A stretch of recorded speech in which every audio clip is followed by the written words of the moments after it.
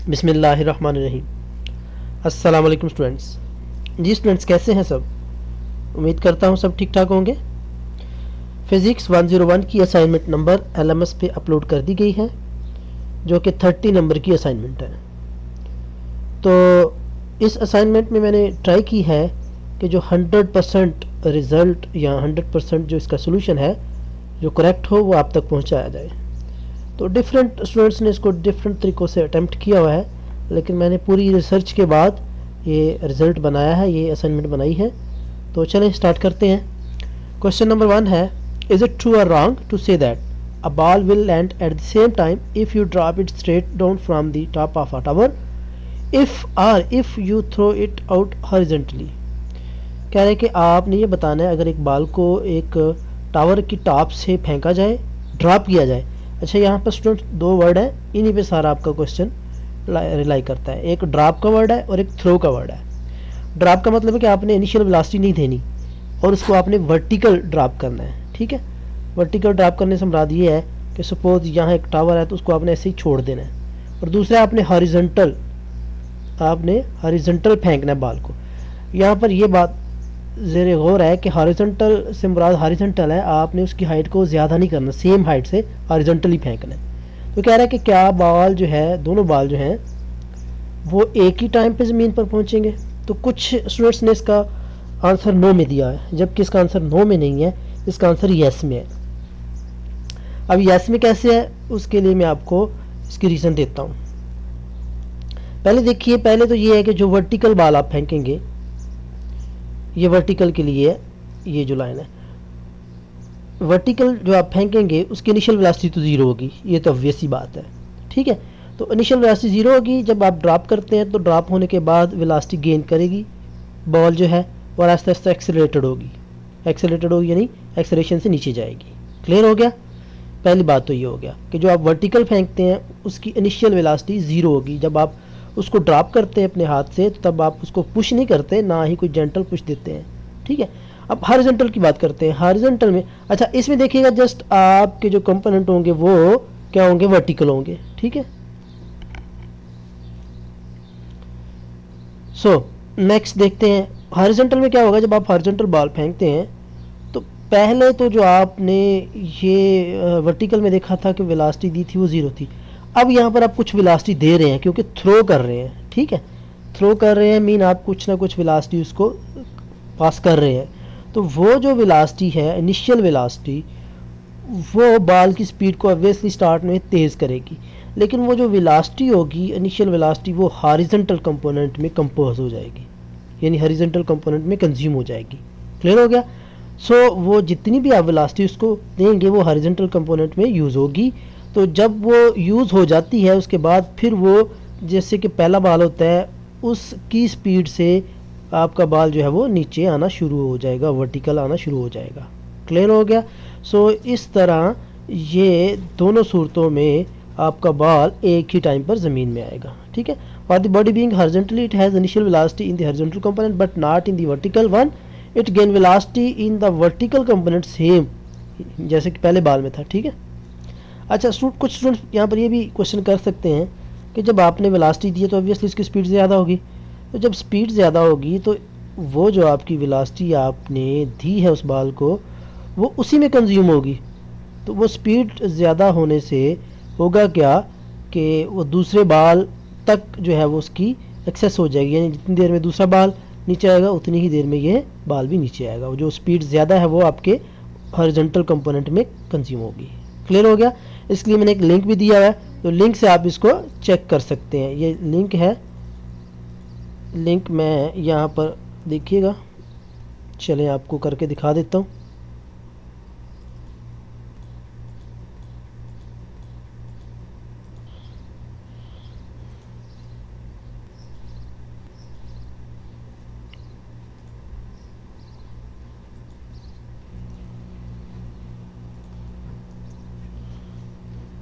ये यहाँ पर मैंने लिंक पेस्ट कर लिया।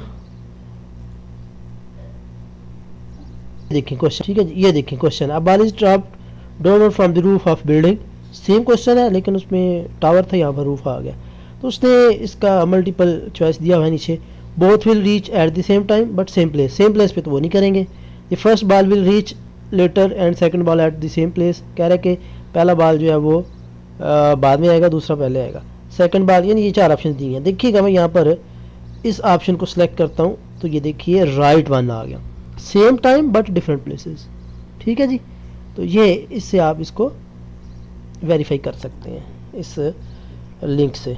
ठीक है जी, नेक्स्ट क्वेश्चन है जी, ये कार की एवरेज वेलोसिटी दी हुई है, डी डेल्टा एक्स और delta Y, X component sorry X plane में और वाई कंप्लेन में। ठीक है, तो एक्स और वाई कंप्लेन में ये दी हुई है, चेंज दिया हुआ है, कितना चेंज है और टाइम भी दिया हुआ है। तो निकालने क्या है, एक्स और वाई कंपोनेंट निकालने हैं।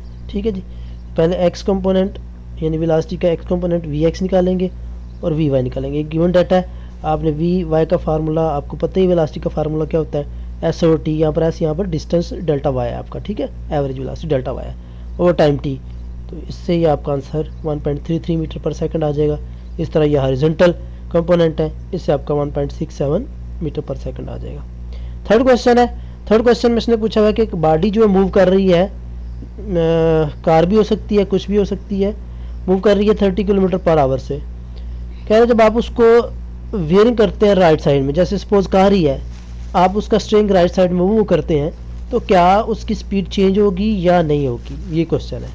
और अगर नहीं होगी तो उसके लिए कोई क्या फोर्स उस पर अप्लाई कर रही है, कौन सी फोर्स है जो उसकी स्पीड को चेंज नहीं होने दे रही। तो यहाँ पर देखिएगा, yes as we turn wearing the car to right, जब हम कार को राइट साइड पर टर्न करते हैं एक फोर्स उस पर एक्ट करेगी, यानी जब हम स्टीयरिंग पे फोर्स लगा रहे हैं वो कौन सी फोर्स होगी, आपकी सेंट्रीपिटल फोर्स होगी। सेंट्रीपिटल फोर्स एक ऐसी फोर्स होती है जो बॉडी को सेंटर ऑफ रोटेशन यानी सर्कल के सेंटर में रखती है। ठीक है, तो उसके रिएक्शन में क्या होगी, एक अपोजिट फोर्स अप्लाई करेगी जो कि opposite force and in same magnitude same होगी। ठीक है, ये भी लिख लीजिएगा। According to third law will also act on the body will keeping it outward from the centre of the rotation, जो क्या करेगी उस जिस्म को या उस कार को सर्कल के सेंटर से या सेंटर ऑफ रोटेशन से बाहर रखेगी। उस फोर्स को हम सेंट्रीफ्यूगल फोर्स का नाम देते हैं। सो इससे ऑब्वियस हो गया कि उस बॉडी पे कोई ना कोई फोर्स एक्ट कर रही है जो कि उसकी स्पीड को चेंज नहीं होने दे रही जी। Second and last one question है, क्वेश्चन नंबर 4, 10 नंबर का क्वेश्चन है। ये एक आदमी बैग लिए खड़ा है, बैग पे जो फोर्स लगा रहा है वो 168 न्यूटन है, जबकि बैग का जो मैस है वो 17 kg है, और जो उसकी एक्सेलरेशन की फोर्स है वो आपको पता ही है 9.8 होती है या 10 होती है, आजकल 10 ले रहे हैं। तो mg यानी उसका जो वेट है नीचे एक्सेलरेशन फोर्स का वो 166.6 न्यूटन है। तो फाइंड क्या करना है, एक्सेलरेशन ए फाइंड करना है। पहले तो यहाँ पर देखिएगा दो फोर्सेस अप्लाई हो रही हैं, एक आदमी जो लगा रहा है फोर्स वो वाली, और उसके अपोजिट फोर्स जो कि नीचे लग रही है according to Newton third law वो mg है, जो कि उसका वेट है। वेट भी एक फोर्स ही है ना, वो नीचे लग रही है। तो इट मीन जो आपकी रिजल्टेंट फोर्स होगी वो इन दोनों का डिफरेंस होगी, यानी जो फाइनल फोर्स आपकी बचेगी वो क्या होगी, 168 में से 166 निकालें तो 2.6 समथिंग बच जाएगी। ठीक है, तो ये आपकी नेट फोर्स होगी। ऑब्वियसली अब नेट फोर्स आपकी ऊपर की तरफ है तो एक्सेलरेशन की डायरेक्शन भी क्या होगी, ऊपर की तरफ होगी। ये तो आपका आ गया थ्योरेटिकल या प्रैक्टिकल भी इसको कह सकते हैं कि प्रैक्टिकल आपका आंसर आ गया इस फिगर को देखते हुए। अब हम इसको सॉल्व करते हैं। फोर्स है जी 168 न्यूटन, मैस कितना है 17 kg है, W इक्वल टू mg, ये चूँकि W भी एक फोर्स ही है तो mg कितना है 160 से 66.6 निकालना हमने, क्या है a निकालना है, डायरेक्शन ऑफ a निकालना है। तो हमें पता है कि फोर्स 166 है और जो दूसरी फोर्स है जो आदमी एक्ट कर रहा है एक्चुअल फोर्स 168 न्यूटन है। तो दोनों फोर्स निकालेंगे, 168 में से 166 माइनस कर देंगे तो ये 1.4 न्यूटन आ जाएगा। तो नेट फोर्स जो है वो आपकी 1.4 आ जाएगी। तो आप इसको बजाय नेट चलें ठीक है, ऐसे ही ठीक है, नेट फोर्स लिख लेंगे, एफ नेट करके भी लिख सकते हैं। तो न्यूटन सेकंड लॉ हमें पता है F इक्वल टू m में होता है। यहाँ पे आप a की वैल्यू निकाल लेंगे, a जो है वो आपका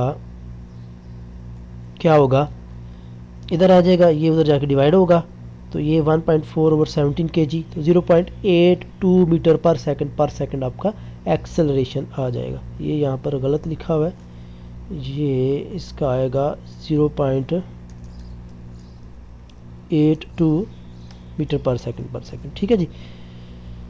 अच्छा, अब इसकी डायरेक्शन देख लेते हैं एक्सेलरेशन की। मैंने आपको बोला था कि suit case accelerated direction is upward direction. क्यों? क्योंकि जो नेट फोर्स है वो ऊपर की तरफ है। ठीक है जी, तो ये आपका आंसर आ गया। Thank you. आपसे रिक्वेस्ट है कि चैनल को भी सब्सक्राइब कीजिएगा। अल्लाह हाफिज़।